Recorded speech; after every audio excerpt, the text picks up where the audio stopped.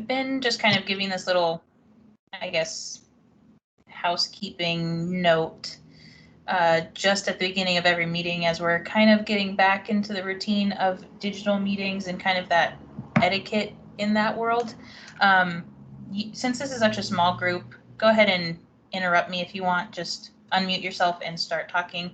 Otherwise, go ahead and keep your mic muted just for the audio, integrity of the audio. You can also use that raise your hand feature on Teams, which is kind of nice. And that will kind of give like a little alert on the screen that somebody has a question or wants to say something. So I'm going to jump right in. Yes, we are recording. Okay, good. So my role at NCU or at Bushnell, I should say, has kind of grown over the past 3 years or so. And it started with, I was primarily the Beacon Learning expert, and now I'm that and a little bit more of a lot of other random things.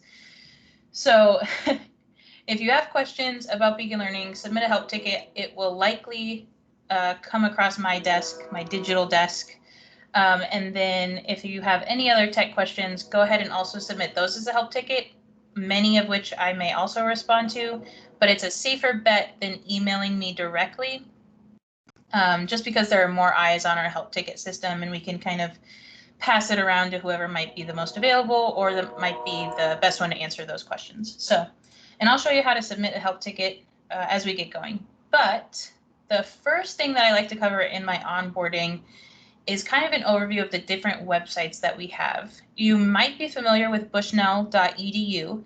That is our external site. Now that you're within the Bushnell community, you likely won't be needing that for anything. That's really just admissions driven and marketing driven. The next website that I'll mention is mybushnell.edu.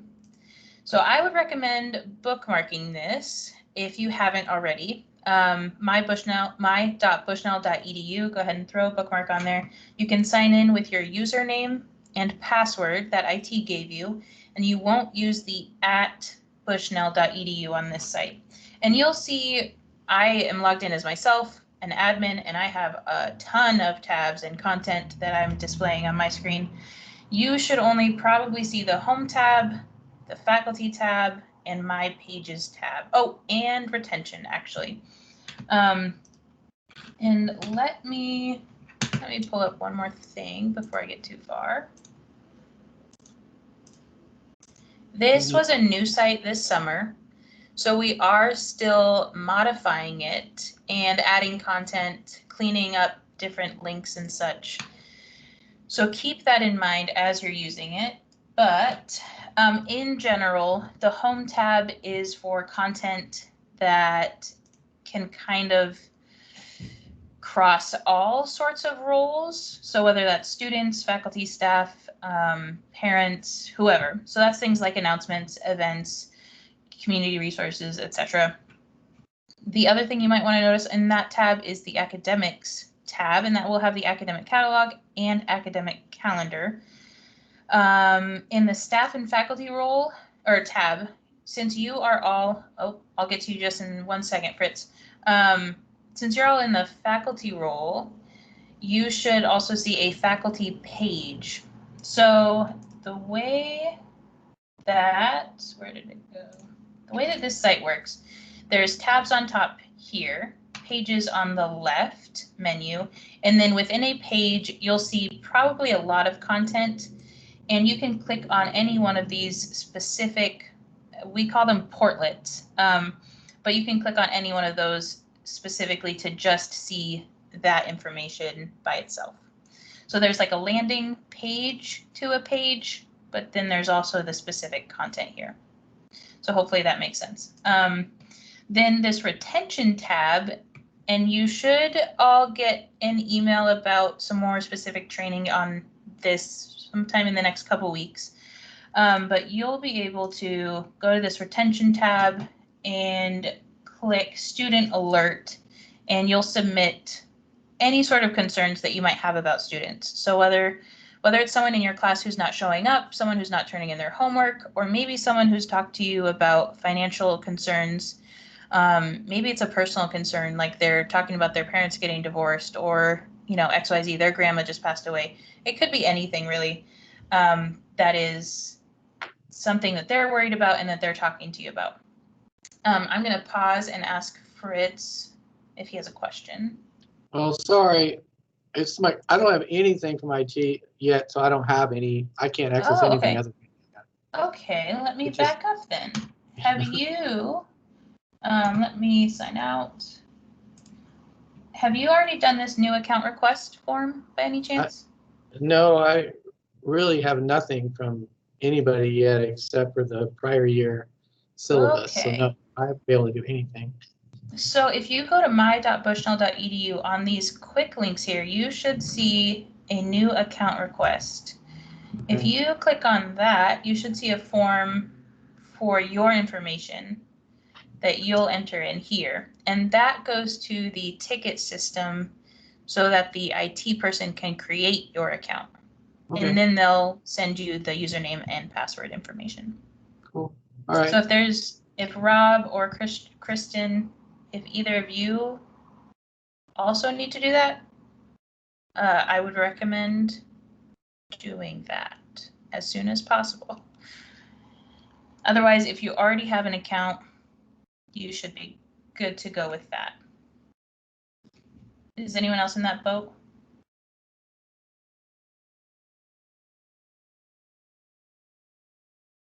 Okay, I guess not. So also on this faculty and staff tab and on the faculty page, you'll see this link for J1 Web. And this J1 Web is another site that you'll sign into, same username, same password. And you'll be able to use this website to see your course rosters, submit final grades, submit midterm grades, and submit participation reporting things. And I am fairly sure that they are doing a training on this tomorrow. Yes, it looks like tomorrow at 1, the registrar is leading a training specifically on J1 Web. And if you want the direct website or the direct link to that, it's j1web.bushnell.edu. And I would also go ahead and bookmark that one. Okay, so there's kind of a brief introduction to some of our websites. Are you three familiar with Office 365? I'm super familiar with Office, whatever we have it here at our firm. Do you use the web version or do you use the, I'll call it the hard copy, just because I don't know what else to call it. I have no idea. We have our big huge internet here at work. So let me show you what I mean. If you go to mybushnell.edu, or yeah, my.bushnell.edu, and you use this email link, it will take you to outlook.bushnell.edu, where you'll sign in and you'll see all of your university emails. In the upper left-hand corner, you'll also be able to see your Office 365 apps. So this is like a cloud version of Word, PowerPoint, SharePoint, Teams, Forms, etc., etc. This is really handy because you can access these from your home computer, from a campus computer, pretty much anywhere you have internet. There's also apps. If you have a smart device like an iPad, an iPhone, or an Android of some sort, you can download these as apps and easily store your files that way and access them that way. And the reason that I bring that up is obviously Teams is important because we're using it today. You might also find that you'll use that frequently if we go online later this semester, or if you're just looking for an easy way to transfer files to and from campus. So I like to point that out as it is a license that is included. So yes, unless you have any questions on that one, I will move on. Okay, perfect. help tickets. So also on this My Bushnell page, there's a link to submit a help ticket, and that's in a quick links section. So on any page that you're in, you'll be able to see that. You can go ahead and put in your email address. The one thing I will specifically say about this one is if you're having problems accessing your Bushnell account, use a personal email address here so we can still get a hold of you. It is funny how often that actually comes up, where they'll say they can't get into their email, and the only email they've given us is the one they can't get into. So anyways, you can submit any type of help topic. The most common ones I see are probably Beacon Learning, login/password issues, Wi-Fi and internet, and sometimes email or a different Office 365 product. And we'll probably clean up this list a little bit later this semester, so you might see some different options there. Any questions on help tickets? If you have a question on like a personal technology thing, you're free to ask us. It might not be our top priority. So if you're having problems with your personal laptop, for example, we will do the best that we can to accommodate that issue, but it's only as time allows. So feel free to ask. The worst thing we can do is say, we can't really help with this. So anyways, if you also notice on that submit a new help ticket screen, there's some options up top here. And I think this is unfortunately one of our best kept secrets. It's this knowledge base. So the IT people, myself included, have written quite a few little how-to helpful documents in here. Most of mine you'll be able to find under Beacon Learning faculty, and that's specifically with faculty in mind on the Beacon Learning platform. So if you click on that folder, you'll see I've grouped them either by activity or by function. So if you have a gradebook question in this section, all starting with gradebook, you'll see a number of things on how to do those. So how to make something extra credit, how to drop the lowest, et cetera, et cetera. This one's maybe not in the most logical category, but at the very bottom of the Beacon Learning faculty section, I have this one on Tech Snacks and Tech Talks. And this one's kind of a bonus one, or it's a loaded one, because it has actually within it more links to more resources, I'll say. So this is probably, maybe it makes more sense to people who have been part of our community in the past few years, but we started doing this Tech Snack series where the IT department was either talking about how to use a tool more effectively or how to use a new tool that was available. So if you ever want to read through some of those, they're kind of fun. Again, might just be me thinking they're fun because I'm kind of nerdy, but feel free to look through those and see what maybe sparks your imagination. The password reset tool is something that we'll be adjusting, if not already adjusted very recently. And it will actually use your phone or your email address that you provide, personal email address, and it will send you some sort of like confirmation number, is this who you say you are, just to make sure that you are the person resetting your password. So now let's go ahead and talk about Beacon Learning. This is the one that you are probably all chomping at the bit to know more about. Hopefully if I do this, can you still see the content easily? Can you still read it okay? Okay. This is where all of your courses get created.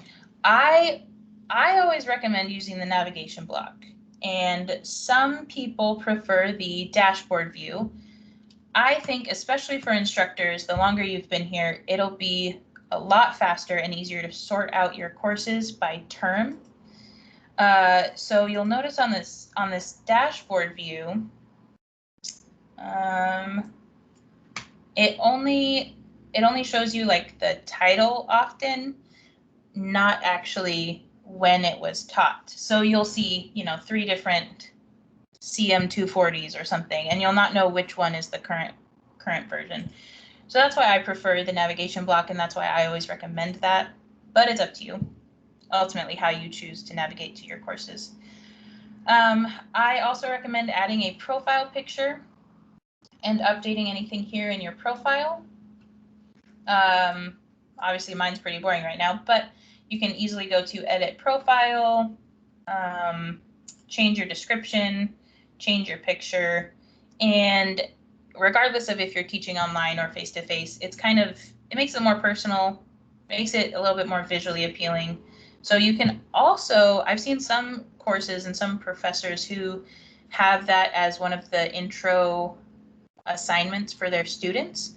So they'll say, hey, as your assignment this week, go ahead and upload a picture to your Beacon Learning account if you haven't already. You can also, one of the first assignments could be a forum post that introduces your students to each other.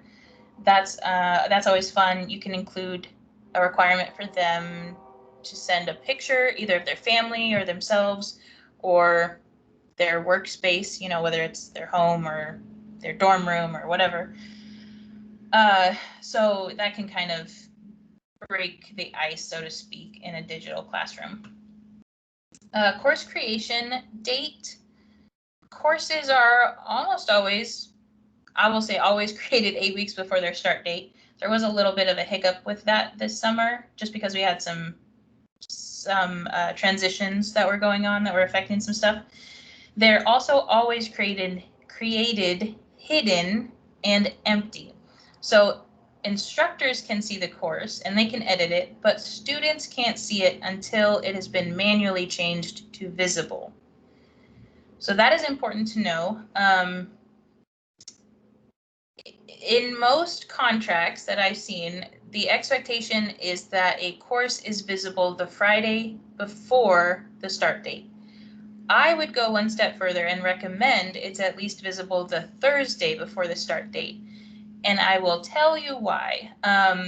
IT offices are not open on the weekends, first of all. So if you run into a problem on Friday trying to set it up, it's likely that you'll not get help until Monday, which is sad.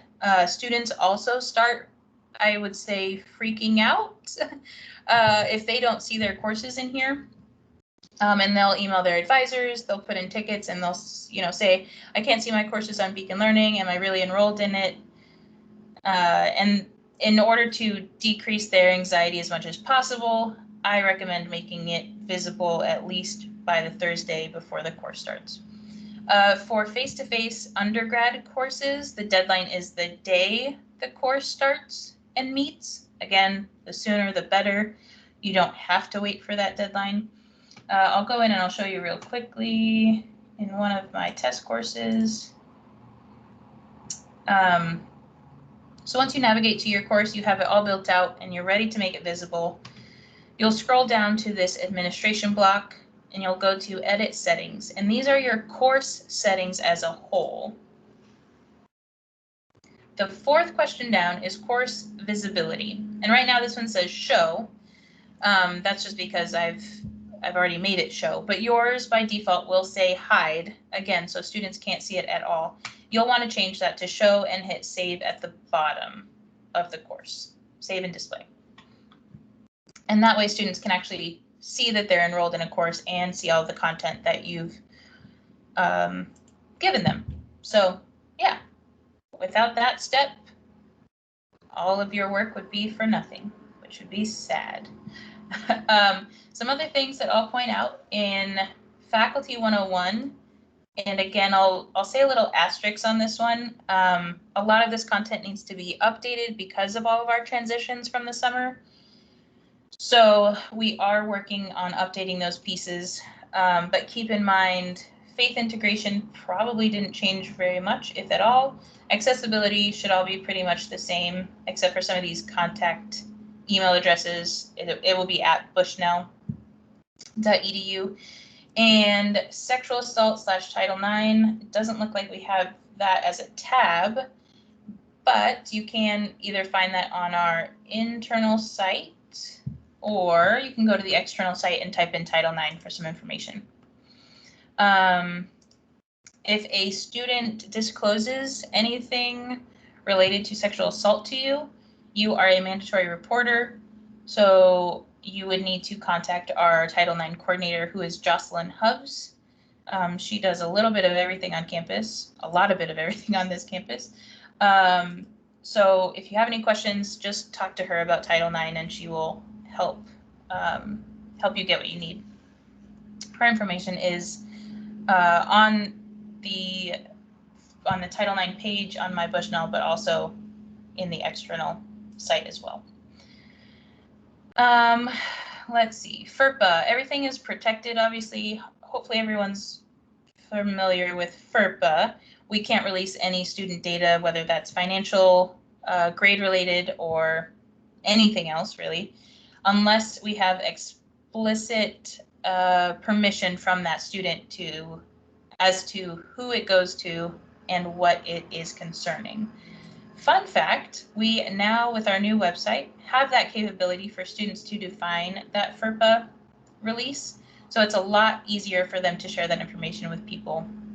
If that comes up with your students, you can direct them to myself, to the registrar, or to put in the help ticket system. So if that comes up, I don't know how often it does, but just throwing that out there.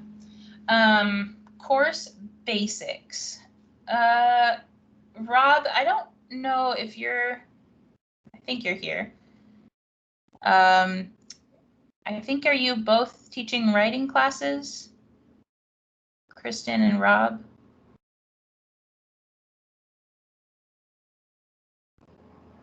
Maybe they're not really here. Okay, well, I think that they're maybe both teaching 16 weeks face-to-face. And Fritz, you said yours was 16 weeks too, is that right? Yes. Okay, so I'm going to show you a couple different options here. Let's see, a lot of our template courses are for the 8-week format in grad programs, and they have this, what's the word I'm looking for? Like this rhythm of a read, attend, discuss, and complete. And that is in every single week. And so their tabs are naturally broken down by week. And it flows really well. It's really easy for students to navigate and know what is about to come up in the next week, but also in the next course that they're taking, because it's as a program wide. However, that doesn't always work as well with a 16-week face-to-face course. So I'll show you what one of our communications professor will do with his courses. He'll actually use these tabs in a lot more topical way. So he has Godzilla, which is his crazy exam that he does every term. And then he has a resources tab, a class recordings tab, article report tab. You get the idea. So his is broken out a lot differently from a weekly content perspective, but I think it works for the 16-week face-to-face. Because if you're a student and you're thinking, how do I find XYZ that I know my instructor posted, are you going to remember what week it was when it's 16 weeks long? Probably not, but you might remember the topic in terms of, what these lists include. Hopefully that makes sense. I think my English and my brain stopped working at this point in the day.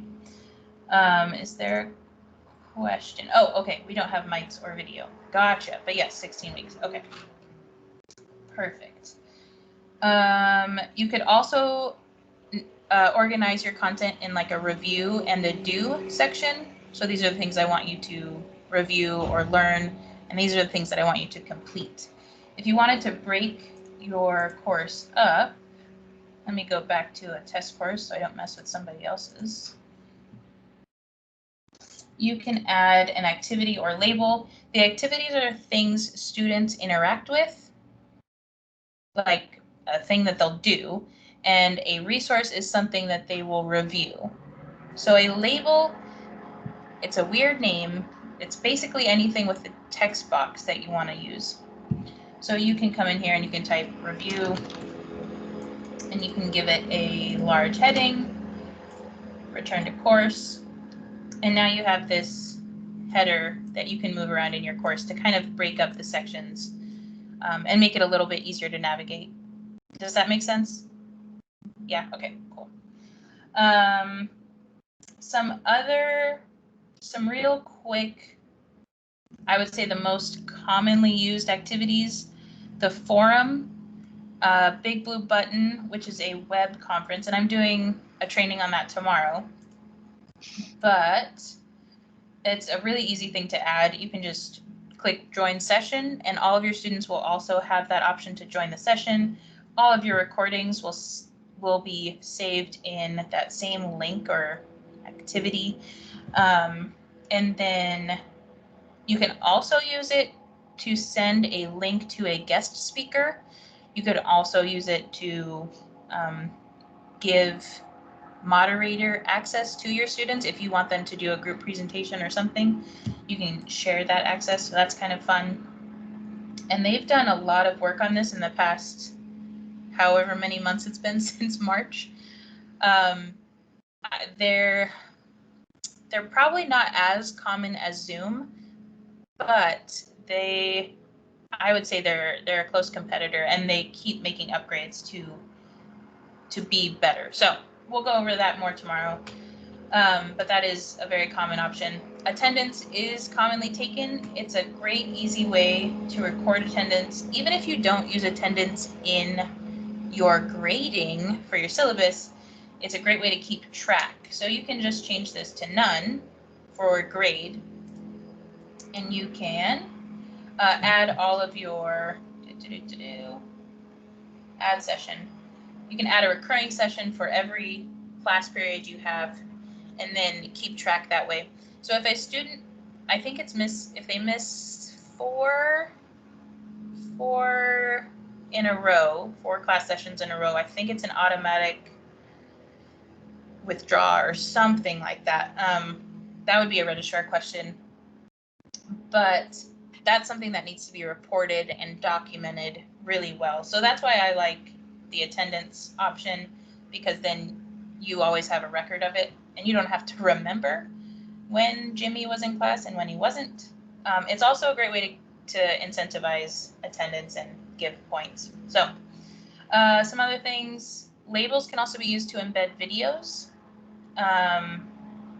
So if I go back to my label here, I'm going to, this is a random video, but if you go to the share option and go to the embed code, you can copy this iframe, and back in your Beacon Learning course, expand the second row of buttons, toggle HTML on, and you can paste this HTML iframe code into your label, and it will actually display within the course for your students. And then they don't have to go to an external site like YouTube and get distracted by cat videos until midnight. So that's a fun option. I think it also helps break up your course into some visual things as opposed to just text. TaskStream is an external tool activity. It's pretty much the only time we really use external tools. If your dean has not talked to you about TaskStream, I would say don't worry about it. It's one of our accreditation pieces. So again, if they haven't talked to you about it, don't worry about it. Quizzes, there's a lot of great ways to use online quizzes. I'm sure you can also think of a lot of ways that students could use online quizzes to cheat. So there is a knowledge base article on how to minimize some of those risks in some of the different settings. For example, and I won't go into all of them today, but you can change this timing. So if you want it open just for a week and maybe you don't display the correct answers to the class until the quiz is closed, you can set that up that way. You can also set it up to, let's forget which one this is. Yeah, you can set it up to block a pop-up, or to use a pop-up which blocks them from copying and pasting the text question, the question text. And so they can't paste it into Google, for example, and easily find some answers. There's a lot of fun things you can do with quizzes, including personalized feedback as a whole or by question. So depending on how much time you have to set that up, that is a really great resource. Announcements. If anybody needs to stop me, please say something. Okay. In the announcements, I like this feature because you can see in this advanced section, you can change the display period. So if you are working on this ahead of time and you know, okay, every Friday I want to send out an automatic announcement that's just a reminder and a little note of encouragement or something, you could actually build those out ahead of time. And those will get copied to the student's email, but it will also be all in a row here in your course, so they can always easily go back and find it, even if they've lost the email already. And for those of you who weren't in my earlier session, if you go user first name with curly brackets to open and close,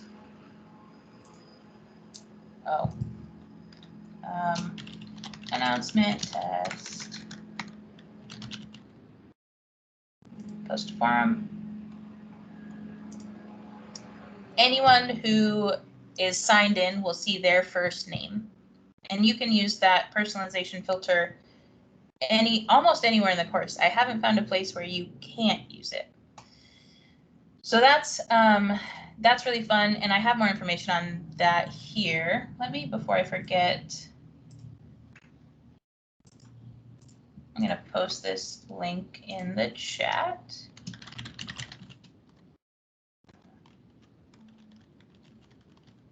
Because this will have a lot of links in here that you could use, should you so desire. There you go. Okay.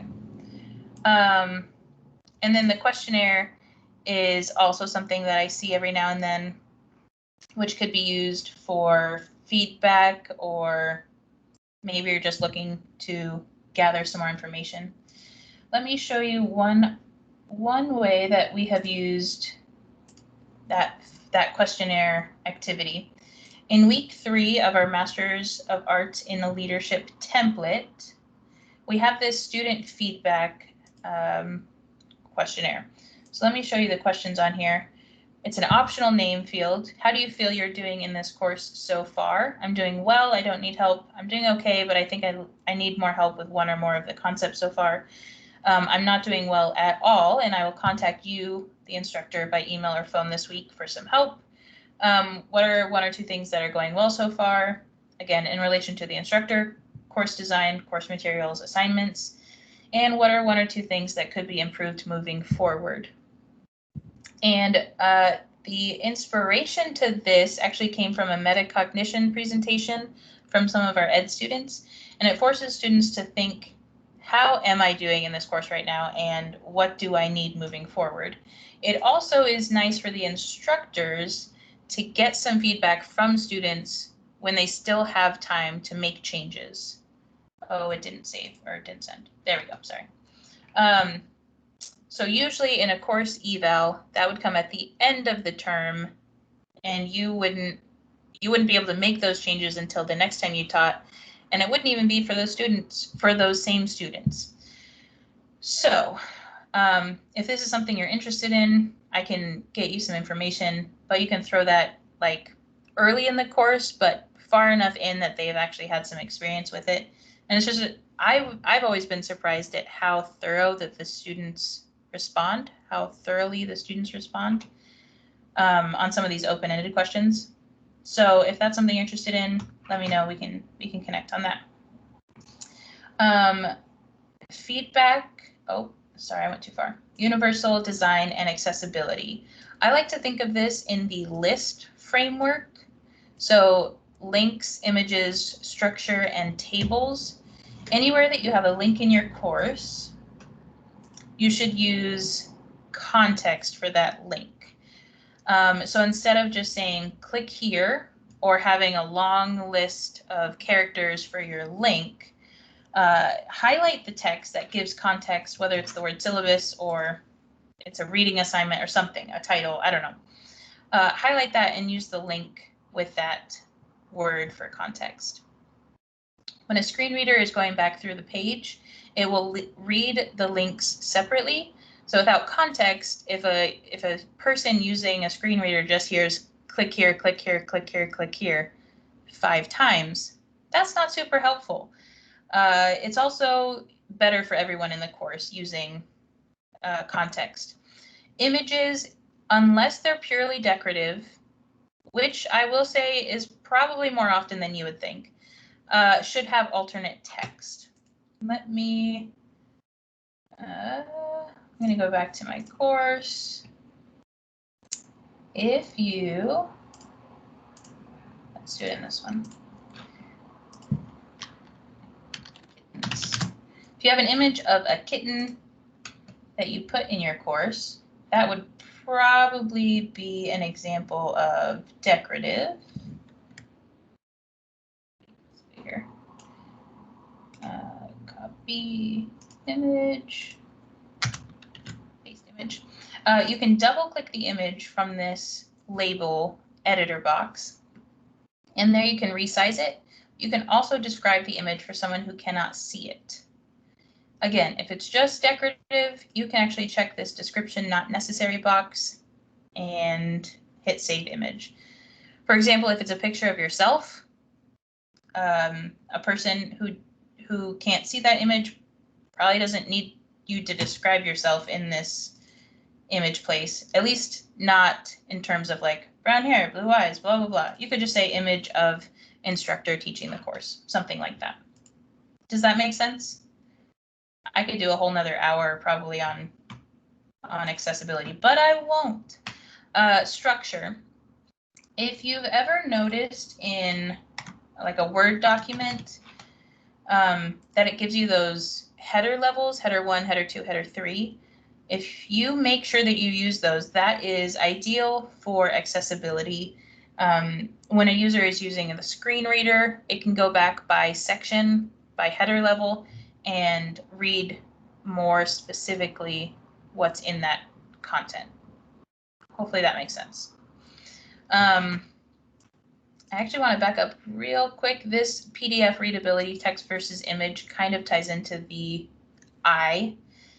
If you scan, let's say, a newspaper article, and you're going to post it as a PDF, it might not, in fact, likely won't be readable for a screen reader because it's saving it as an image. And the way you can know the difference is if you open up a PDF that has text on it, if you can double click a word and highlight just that word, then it is text and not an image. So it could be readable. Stop me if you have questions on that. Otherwise, I'll keep going on. I don't see tables used too often, but just keep in mind a screen reader may have a hard time reading that. So careful how you organize your content for the end user. Make your content or make your course as accessible to as many as possible. So remove any barriers that you can. It'll also save you time later. So if you do have a student in the course who does need certain accommodations, you won't have to rebuild everything for that 1 or 2 people. You can just say, yeah, it's actually already accessible for that need. So keep that in mind as you're going through your course. If you do record videos, I recommend uploading them to YouTube because YouTube gives you an automatic closed caption, which is fairly accurate. It doesn't include certain things, but it is a lot better than it has been in past years. So make sure that you have closed captions on those videos for the end users. If you're going to include PowerPoints, it might be a good idea to also include a narrated lecture so that it's, again, accessible via audio and visual. And that's all I will say about accessibility unless there are questions. Feedback and grading. So that has been, I would say, something I hear a lot from students, is that they are frustrated with either the lack of feedback that they get or how long it takes to hear back from instructors. So this is something that is really important to keep in mind. Specific and timely. It's a vague expectation, but please, please, please be as specific as you can when you're giving feedback. So if you're marking them down, tell them what they can do better to improve. Rubrics are great. It helps you speed the process up. It also gives the student a really clear idea of why they got marked down, how they can improve, and then they hopefully don't have to contact you as much for follow-up afterwards. Please respond to your Bushnell emails within 24 hours, even if it's just a, hey, I can't get back to you on this right now, but I'll respond on Monday morning, or whatever it is. If you want, some instructors do post their phone numbers, like their cell phone numbers, with some sort of time frame on when they're available by text. And I have seen that that works well for some. If that's something you're comfortable with, I would say go for it. If not, that's fine too. Email works great. You can get your email on your devices, so your personal device, like your smartphone or iPad or something. So if you need help with that, let me know. Let's go into the gradebook settings. And so, Fritz, this is something you've probably already seen from yesterday. But in this setup tab, and in the parent category, I'm going to go to edit and edit settings. There is a small but mighty checkbox here, exclude empty grades.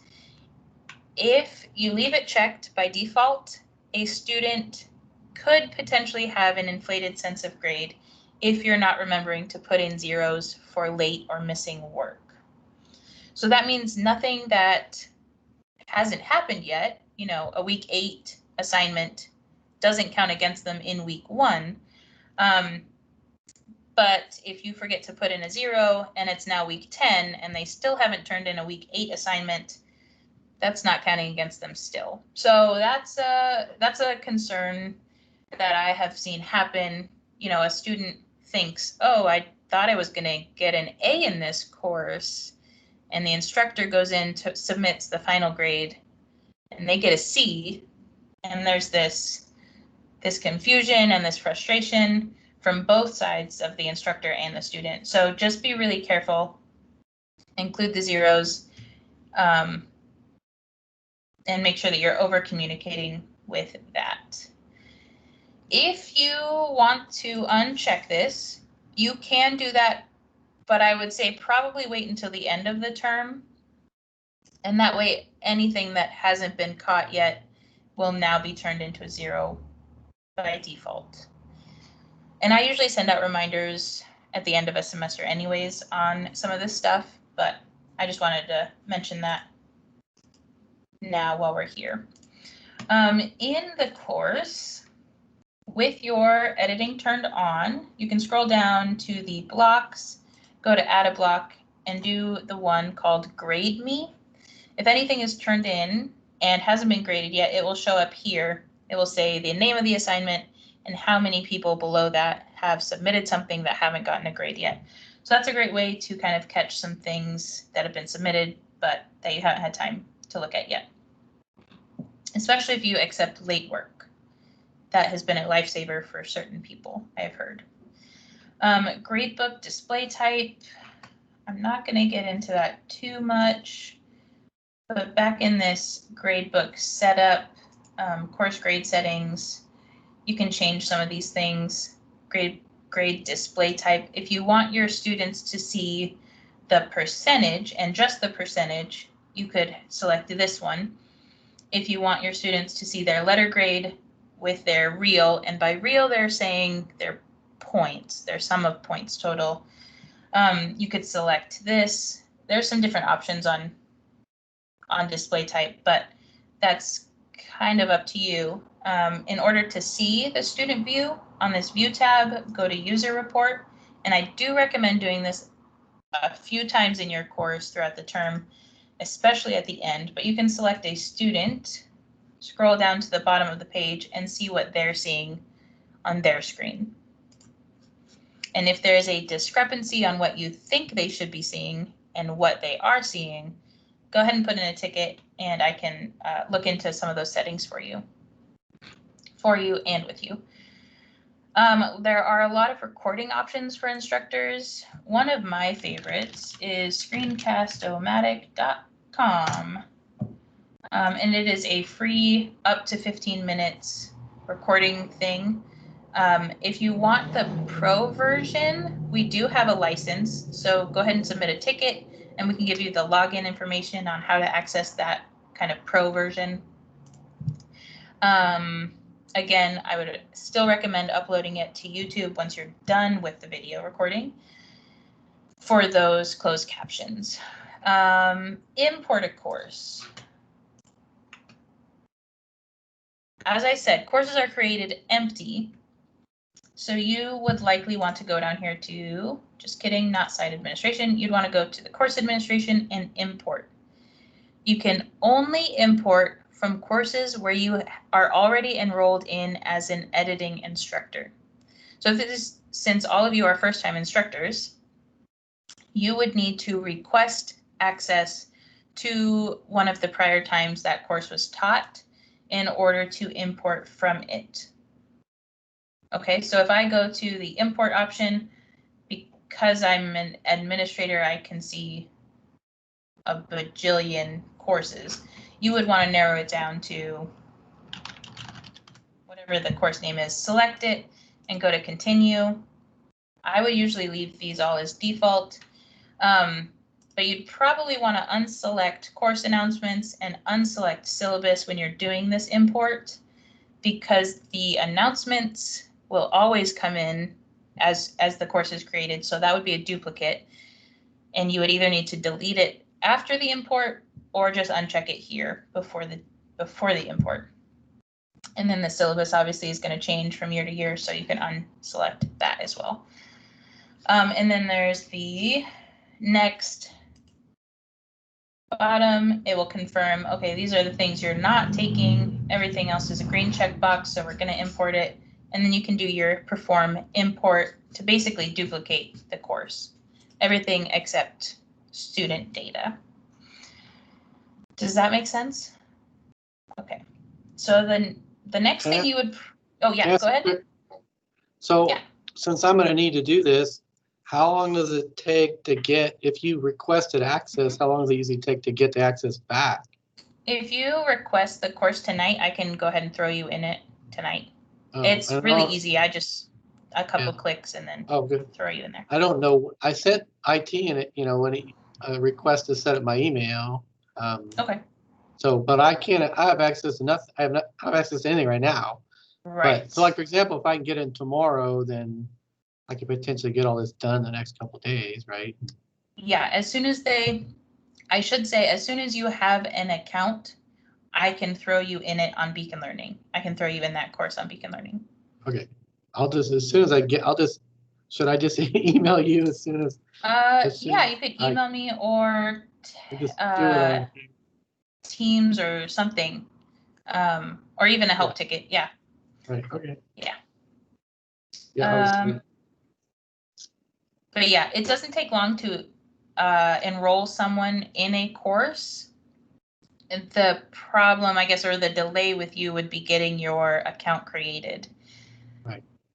Yeah, we are experiencing a very high number of tickets right now, as you can imagine, with courses starting on Monday. I think there was like 200 in the queue last time I looked, which is insane, but we are working very hard to get those wrapped up as quickly as we can. Oh yeah, so after you do the import, then you would probably want to update all of your due dates. And I think an easier way to do this is to expand reports and go to dates. And once this page loads, you can select your activity type. So like, let's say you want to look at only your assignments. And you wait for that to load. And you can expand all. And now you're looking at all of your assignments in the course and their respective due dates on one page. So if you pull up your syllabus over here on the left of your screen, and this reports dates window on the other half of your screen, you can actually kind of match those up as you go and update those so that they're all accurate and ready to go for the start of the semester. Any questions on that? Okay. One small strange caveat or issue that I found is this window on the right does not show you every single digit of time. It only goes by increments of 5. If you're in the assignment window itself and you're looking at the due date there, it actually will go up to 59. So that's a strange little thing that I'll point out.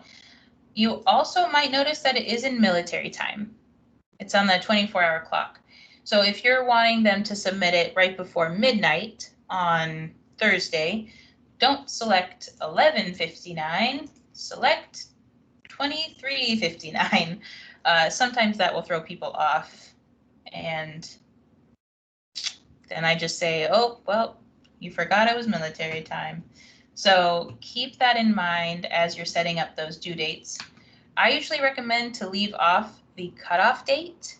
So the cutoff date is you're saying no more students are allowed to submit when this date is, it happens, this date and time.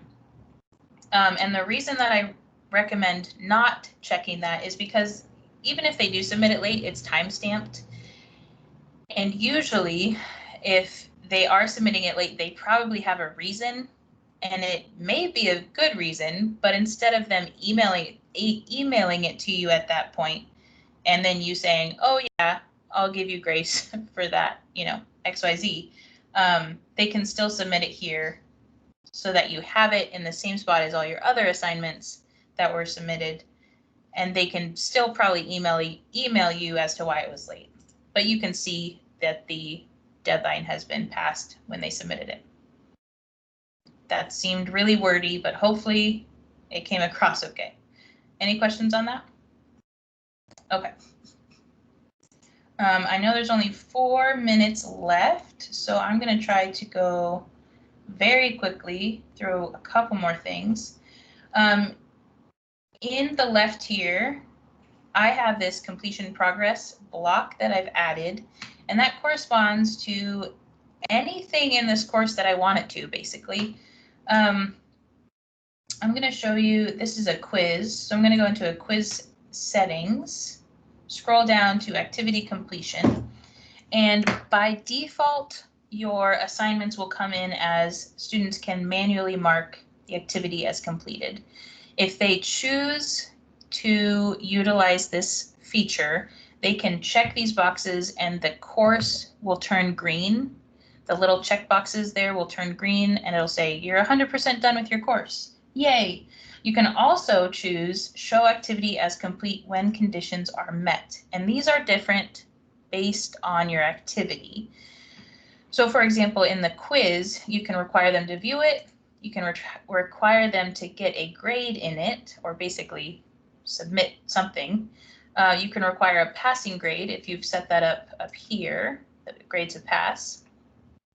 And you can also say, or all available attempts have been completed. And then that will automatically check the box for them, making it a little green, yeah, you're done with this activity, all based on what you are saying needs to be met.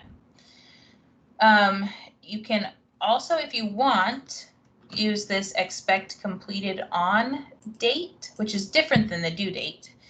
This, if you enable it, will turn those little boxes red if it's past due and not complete. I typically don't use the expect completed dates, but I really like the activity completion. It kind of works as a little checkbox in the course for students. Not all of them will take advantage of it, but it is nice to have as the option for those who do like having kind of their progress monitored. The other thing that it does allow you to do is it will allow you to restrict certain activities or entire tabs if those things aren't complete. So this one I've said, okay, this tab is not accessible until you have finished this assignment in topic 1. I could also then say, well, even if you don't complete topic 1 assignment, I'm gonna unlock this tab at a certain date so you can still do your homework, even if you didn't get that other thing done. If anyone in this call has a TA, that request must come from the supervising instructor, not from the TA themselves. And that's just to kind of protect us from accidentally giving a little too much power to a student who shouldn't have it. So if you do have a TA, please let us know that they need access to your course and how much access you want them to have. That pretty much does it for our hour. Does anyone have questions that have come up? Things that I can repeat or clarify? Where can we find this recording? Tomorrow, actually, since you guys are kind of a special group, I will probably send out this recording tonight, and I will copy Tiffany. If you are in your outlook.bushnell.edu, you should have the option for stream, and I'll send you just the direct link to this meeting. But this is where all of your meetings will show up under my content and meetings. And I'll send you a direct link, but yeah, that's a good question. The recording from yesterday and some of my other trainings from this mini week series, I'm just going to include in one email to Tiffany and have her send out all of those links. But I will also include it in this Faculty 101 course. And I added this little page resource to the top section here, so it was just really easy to find. I'm going to call it Instructor Training Fall 2020. If you click on that, again, Fritz, once you have access to Beacon Learning, you should have access to this course. And I've started to link my notes pages as well as the recording links here. Can I ask you a super fast question? Sure. So those other trainings that are coming up, you know, they emailed all to me, but obviously I'm working during the day. Mm-hmm. Would you say watching the video would probably be okay? Or I guess which ones that are coming up like tomorrow are super important to listen to live versus listen to the recording? Tomorrow I'm doing Teams and Big Blue Button. I usually, if possible, I recommend doing it live just so that you can ask questions. Right. And it's usually a little bit more engaging. The last couple, I haven't actually had too many questions. So I would say the recording is a great option just because it hasn't really deferred much from my notes anyways. Right. Yeah. So tomorrow, the Big Blue Button in the morning, and then in the afternoon, I think it's just, I'm looking at the wrong thing, just the workshop, so. Tiffany has a J1 web one too, but it looks like she's yes.